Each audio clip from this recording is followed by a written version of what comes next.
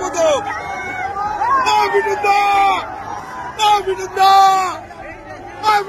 ছেলে সুরক্ষিত তো, ছেলে সুরক্ষিত তো, মিঠুনদার ছেলে সুরক্ষিত তো, মিঠুনের ছেলে সুরক্ষিত তো, সুকান্ত মজুমদার মিঠুন বলবো তো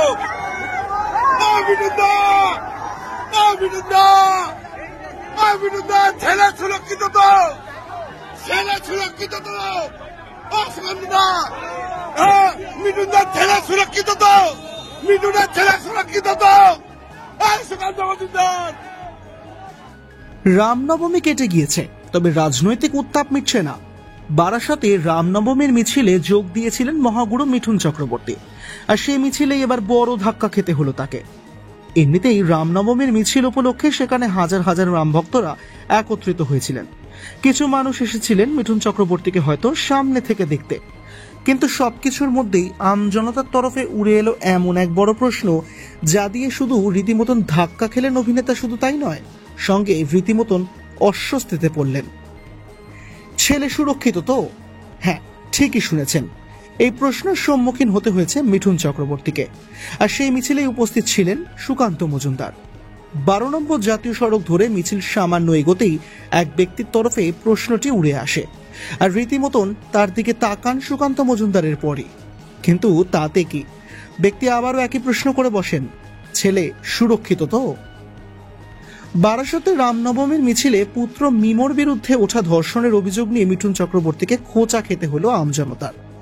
রবিবার বিকেলে বারাসাতের ময়না থেকে রামনবমীর মিছিলে অংশ নিয়েছিলেন তিনি, তার সঙ্গে ছিলেন সুকান্ত মজুমদারও। আর এই প্রসঙ্গেই পাল্টা কটাক্ষ ছুড়ে দিয়েছেন তৃণমূলের কুণাল ঘোষ। এই প্রসঙ্গে তিনি বলেন, যখন তিনি মিঠুন চক্রবর্তীকে নিয়ে কথা বলছেন তখনই হয়তো তিনি দল বদলে ফেলেছেন। উনি রাম না রাবণ?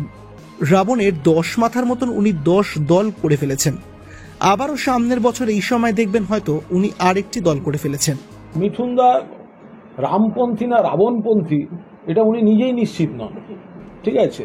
আর রাবণের যেরকম 10টা মাথা, মিঠুনদার প্রায় 10টা দল করা হয়ে গেল। তো সুতরাং উনি কবে কোথায় হাঁটছেন, আপনি পরের বছর এই তারিখে দেখবেন মিঠুনদা আবার আর একটা দলে চলে গেছে। ফলে ওনার মতো গিরগিটি দল বদলু তিনি কবে কি হাঁটছেন, কোন দিকে হাঁটছেন, এই দিয়ে কোনো রাজনীতির প্রতিক্রিয়া হতে পারে না। আমি একটা প্রতিক্রিয়া দেব, প্রতিক্রিয়াটা সম্প্রচার হতে হতে উনি আর একটা দলে চলে যাবে, তখন কি হবে? প্রসঙ্গত 2020 সালে মিঠুন চক্রবর্তীর ছেলে মহাক্ষয় চক্রবর্তী ওরফে মিমোর বিরুদ্ধে মুম্বাই ওশিয়ারা থানায় ধর্ষণের অভিযোগে এফআইআর দায়ের হয়। অভিযোগকারী পুলিশকে জানায় 2015 সাল থেকে মিমোর সঙ্গে তার প্রেমের সম্পর্ক ছিল, বিয়ের কথাবার্তাও হয়ে গিয়েছিল তাদের মধ্যে। বিয়ের প্রতিশ্রুতি দিয়ে সেই মহিলার সঙ্গে জোর করে নাকি শারীরিক সম্পর্ক স্থাপন করেন মিমো। এরপর অভিযোগকারিণী অন্তঃসত্ত্বা হয়ে পড়েন। মিমো জোর করে তার গর্ভপাত করিয়ে দেন বলেও অভিযোগ ওঠে।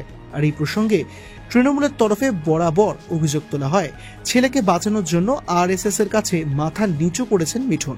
2020 সালের সেই ঘটনার আঁচ 2025 সালের রামনবমীতেও লাগলো মিঠুন চক্রবর্তীর গায়ে। পাশাপাশি রীতিমতন অস্বস্তিতে পড়তে হলো তাকে। আর এই প্রসঙ্গে পাল্টা কটাক্ষ ছুড়ে দিয়েছে তৃণমূল কংগ্রেস।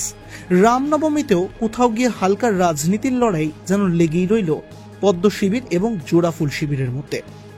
ব্যুরো রিপোর্ট, এক ঝলকে মিডিয়া।